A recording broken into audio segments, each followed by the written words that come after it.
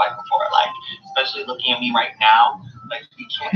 Hello. I was watching Miles J. I had to turn that off. So I saw Maleficent last week, and I'm just now getting to a review. Work has been crazy. I like these earrings. My coworker bought them for me. I think they're gorgeous. Crazy week, crazy busy. So let's get into our Maleficent review. All right. First off, I love this movie. Of course. I feel like I very much so relate to Maleficent. I have the hardest time with her name, and I have no idea why. Because I'm just like, yes. Everyone else is just like in their happy fairyland. That girl, Aurora, she's running around inside of the moors with her fairy creatures. And she's just like, this is the greatest thing I've ever seen in my entire life. And I'm like, this is great and fantastic as well. But I'm going to call her Mal. Apparently, this is what Maleficent and Hades' daughter's name is in the Descendants, the show on Disney with their children. But anyway, I'm going to call her Mal because it's easier for me. I relate to Mal because I, too, am like, I love all the sunshine and the happiness.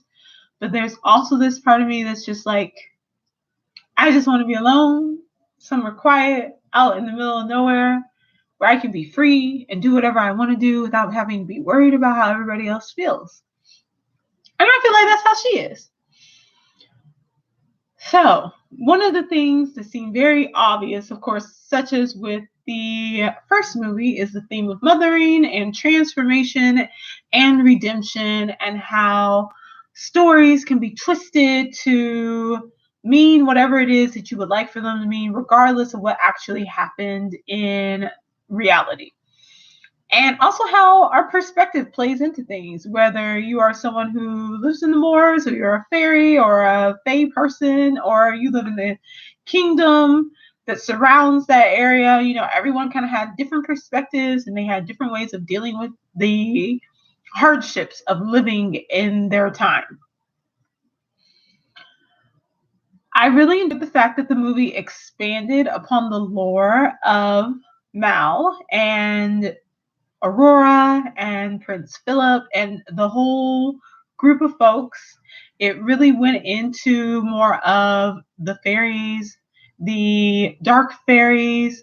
It went into the past of where Mal came from, where her people are, and how things work in the moors.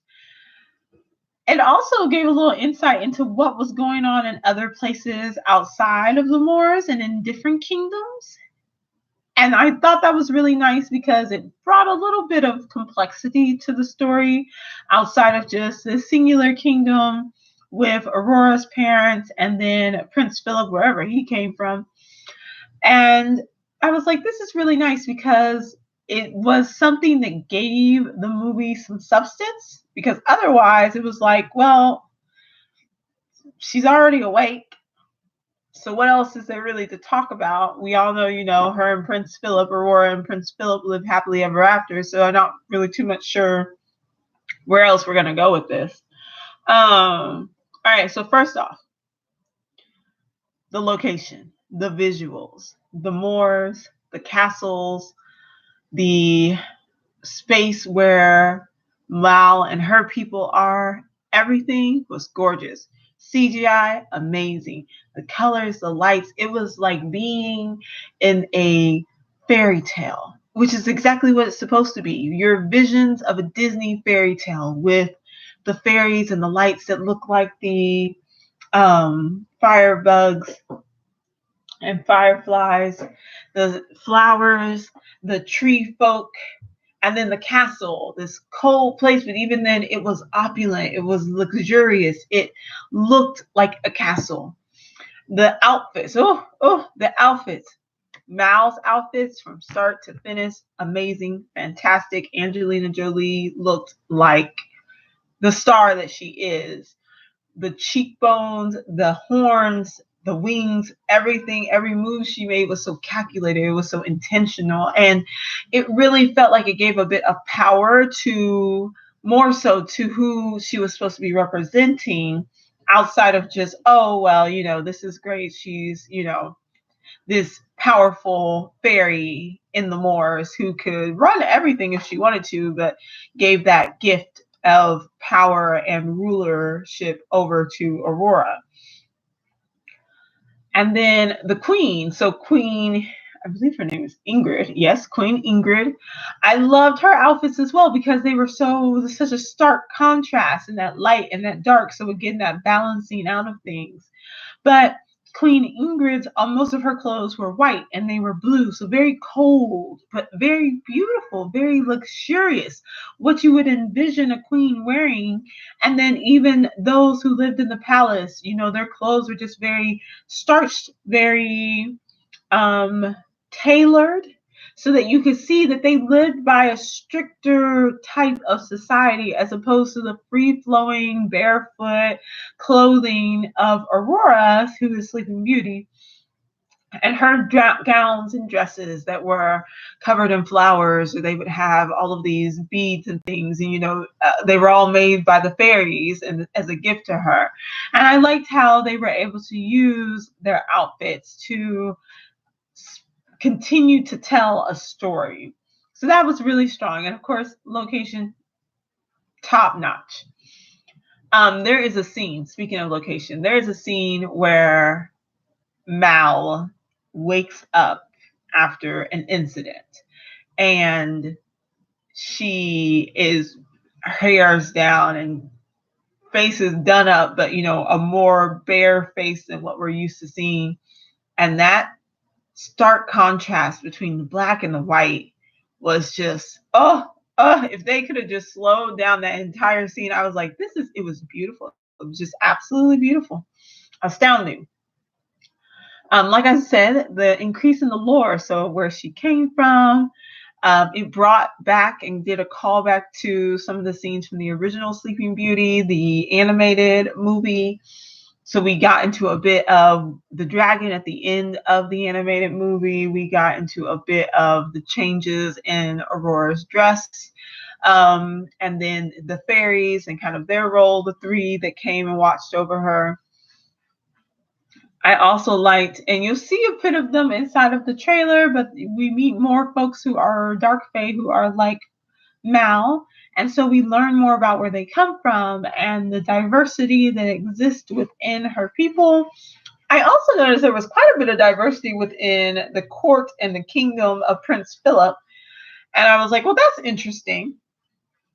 But I also like that it didn't focus on that. That wasn't like a big thing. It was more so about protecting their kingdom and their allegiance to each other and fear of lack of control and of being in circumstances that were very negative that would cause for you to want to ensure that you never end up in that situation again. So the story, therefore, was something that just really, I've seen folks talk about, there being plot holes, which of course there were. There was a lot of things that I was like, I don't understand how you all are just kind of going with this. But I think it was interesting that while they tried to give Aurora more of a mind, I guess you could say, she was still so easily swayed, and she still had that naivete that, you kind of associate with some chick that just sleeps for most of her original film. And so, although she is awake now and queen of the Moors, she still hasn't had enough experience or interactions with others to be able to make wise decisions. And we really see that play out. And that adds a little bit more credence to Mal's reluctance for Aurora to leave and to cleave to this new family and to get married and to, no longer be within the safe space of the home of the Moors with Mal. And I was like, okay, well, that makes a little bit more sense because, yeah, this girl, she needs some help. She needs some guidance. She needs somebody to really be watching over her. And this Queen Ingrid, who is clearly the villain of the movie, is not going to be it. She's not going to be able to help her out here. I liked how it wasn't necessarily a pit against woman and woman about, things that to me, I usually think are a bit silly over a man or anything like that. It was really for power. It was one defending her daughter and making sure that things would be safe in the long run, and that protective stance that Mal takes over all creatures, and we see that expanded as she comes into contact with more of the dark fae, that Mal is instinctively a protective person or being, and that her reluctance to trust others is grounded in a very real experiences of betrayal. And so maintaining that and then seeing through and having that wisdom, there was really a moment in a movie for the mother and even the crone energy, because there is a wisdom that just comes with age and comes with experience and comes with caring for others that are growing and maturing into these same experiences that you've already been through, and wanting to keep them from having to go through that pain, or wanting to watch over them so much so that you're crippling them from being able to really live and to grow and to learn on their own. And we see that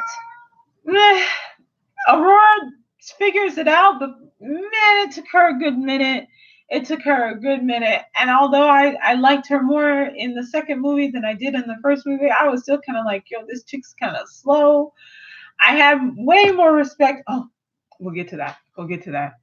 I talked about the look, because I'll come back to this later. I've talked about their looks. Angelina Jolie, like I said, absolutely amazing throughout the whole movie. Elle Fanning, I much more admired her in this film than I did in the last. Like I said, she's had more of a character. She had more of a plot. She had more of a role. She seemed to have more of a brain, which was wonderful. And although she was still that, she did seem to be a bit of a tragic character, though. Like, she was just like, I just want everyone to get along, and I really love Prince Philip, and so I want to go and be with him. But then it was just like, well, girl, this doesn't make any sense. And it's like, you want to forfeit all these things, and you're supposed to be a queen. You're not really acting like a queen. You got to get it together. And then she was like, no, I was fooled again. And I'm like, oh, girl, okay. I'm like, Prince Philip, you got your hands full with this one. Prince Philip, as I mentioned, I really enjoyed his character much more now, because in the last film, it was just kind of like, look at these folks, not a lot going on up here. But this one, I was like, okay, he's nervous, it's sweet, he is thoughtful and kind and caring. And I was like, what a great role to have written in, and to still be masculine and strong without having to be brutish or overly aggressive. And not that honestly there's anything wrong in that portrayal, because there is a full spectrum of behavior, but that wasn't the main focus. And it also wasn't so moving into the realm of femininity that it was like, oh, okay, yeah, like they're both just gonna kind of sit here and Mal's gonna run the whole thing and that's gonna be the end of it. No, it was very much so that he was a leader, and he was a strong, kind, empathetic, compassionate leader. And I was like, that's a fabulous example to put out there. Also, he wasn't like obsessed with saving Elle. It was just one of those, I want to support you. And I was like, that's a really nice message to put out as well.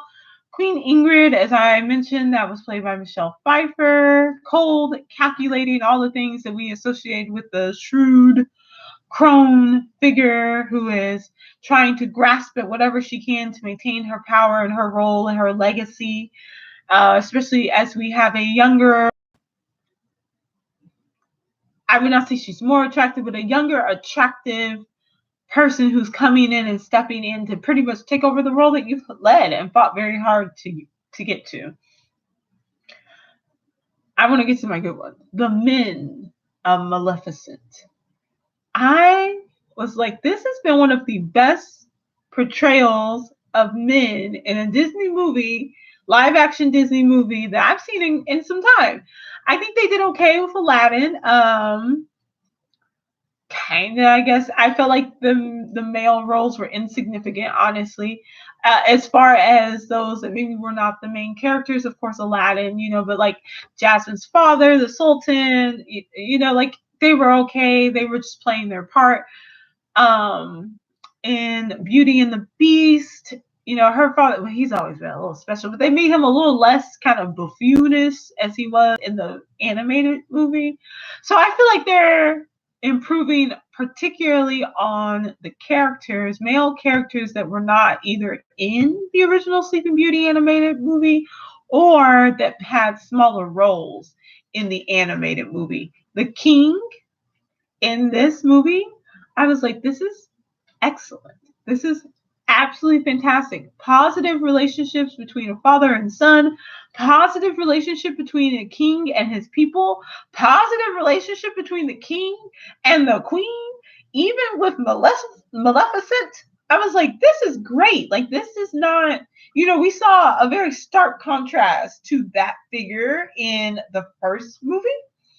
And it's like we're not getting any of that in the second one. This is what a positive portrayal and relationship of the masculine and the feminine in these elder roles can look like, and in people with power and in wanting to make long-term change. Fantastic. All right, so I talked about the king, finding a way to bring the people together. The Raven, which has a name. I'm sorry, I don't remember what his name is.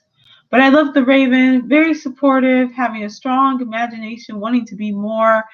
I love the relationship between him and Mal and how they interacted together and how he just was like committed to being by her side and to guiding and supporting, but also doing his own thing. It wasn't anything where he was obsessed or usurped into this role. And then we have Percival, so the king's main guard, dedicated to the king in duty, but still open to change. The light and the dark, the folks in the dark fae that were on Mal's side, you saw a very clear light and dark contrast there. So we see that theme running through the film. The light and the dark within Mal, the light and the dark versus each other with Mal and the queen. Look at the cat. The light and the dark of the fae. It was just really something where, all right, get down. Thank you. Where you really see this, how do we make these choices? How do we deal with our shadow? How do we face fear and grow within ourselves so that we can do more, so that we can be more? Hold on a second. Gotta get, all right, no. Go back. Don't go down there. Sorry. The cat's out of control. This theme, this major theme, and I think it was such a great time to bring this movie out, because while it is not, there were some parts that were a little frightening. Not scary, but you could see the like, okay, this is supposed to be a darker part, it's supposed to be a little, concerning. But what a great time to bring this movie out, as we're getting close to Halloween, Samhain, Scorpio season, all of those things, the balance between light and dark, Libra season, and a great movie to come out that's talking about how do we approach the shadow, how do we deal with our own shadow, how do we deal with the shadows of others, how do we come together to find that balance, and can we be reborn and transformed through our experiences and not let them define us. I love the power of the narrative and the stories, because we see that we've seen several different versions of Sleeping Beauty. We have the Disney version, we have the version by I don't want to get it incorrect, but I believe it is a French poet. We have the version from the Brothers Grimm. So we see there's several, and from many other different cultures have similar myths related to Sleeping Beauty. And so we see that the story can transform and change. Many aspects of them can be different. There's 12 fairies invited to the christening in one. There's 7 fairies invited to the other one, always with a fairy missing. And some we have the prince who comes and rescues her, and he takes her back to his kingdom, and he's just having kids with her running off, and his mom again. So there is a queen in other stories that tries to eat them because she's half ogre. I believe that's how you say that. And she's trying to eat the kids, and she's trying to eat Aurora. So we have that version. We have one where she's unfortunately being assaulted and abused. And so there's many different ways that this story can play out. And I really feel like it's highlighted in this film that the stories that we hear are not always the truth, which highlights a greater experience that we are having where clickbait is king, and it's always about sensationalizing stories, sensationalizing experiences, creating whole new reality, Instagram and filters and Snapchat, and how we are constructing these narratives to understand each other and ourselves, which is nothing new, but there's the platform and the ability that we have to change them and to share them with others has greatly transformed, and how a story can be so powerful that it can completely twist the reality of what a person is and their character to where others will just may never be able to see the truth of what's going on, or it will take much more work to do that. Alrighty. Let me see if there's anything else I wanted to cover. So I also like that it took into account that split. We have Mal, who in the beginning is very much so trying to just, she's accepting that she cares for this human being, that Aurora or Beastie is someone who's very important that she loves, and, being open to letting more people into her circle and trusting more humans, people who have tried to harm her greatly. And then that betrayal again, and then that having to heal and come back and to approach trying to be supportive and loving again. And we see that full circle and spectrum of that. And I think that's such an important message, because so often folks experience really hard times. They go through really dark moments, and it's hard to come back on the other end and not be filled with hatred and anger and fear and devastation. And we see what happens when one just internalizes it and does not deal with it through the Queen Ingrid and becomes this very violent, oppressive person, versus still trying to be open to love, even if it's something that greatly frightens them, such as Mal did. Overall, really good symbolism, really nice view of things. I definitely could see, I'm not sure how many fairies they used in the first live action, but in the two main versions that seem to exist, and that's Charles Perrault, who wrote the French version, La Belle à Bois, I'm not going to say this correctly, à Bois Dormant, so the Sleeping Beauty. And then the Grimm fairy tale, but in the French version, we have 7 fairies, which reminded me of 7 chakras and the importance of bringing in that 8th gate, 8th chakra work to complete the system. In the second version I was reading through, we had 12 fairies, and the 13th fairy would have been Maleficent, and how this 12th fairy, she took one of the fairies' spaces, gave the gift of death, so that moment to be reborn. And then we had the 13th fairy come back, and who gave then the gift of life. And so this understanding that going through this darkness, through this underworld, through this time of the Scorpio, is just a part of a process of releasing and reviewing and resting, so that we can be reborn to be stronger and more complete and more and have more wisdom available to us. I don't want to drag this on too long. I think I'll make another live in a second that'll go maybe a little bit more into the spirituality part, because I don't want to drag this out for folks who may not be interested in it. But overall, I really liked it. I know there were some plot holes. There were some things that I was like, I don't understand. What are y'all doing? Why is this happening? There's a little mushroom man. Okay, a little mushroom creature, because I don't know what gender they are. A little mushroom creature and a little like kind of porcupine looking creature, and they're really cute. It's just a really nice fairy tale live action. If you're looking for a feel good movie, this is the one. It's fantastic. Previews for Frozen 2 came on in the theater, and I've been like, yeah, about Frozen 2. But let me tell you, when I saw it on that big screen, I was like, oh, I'm going to see this.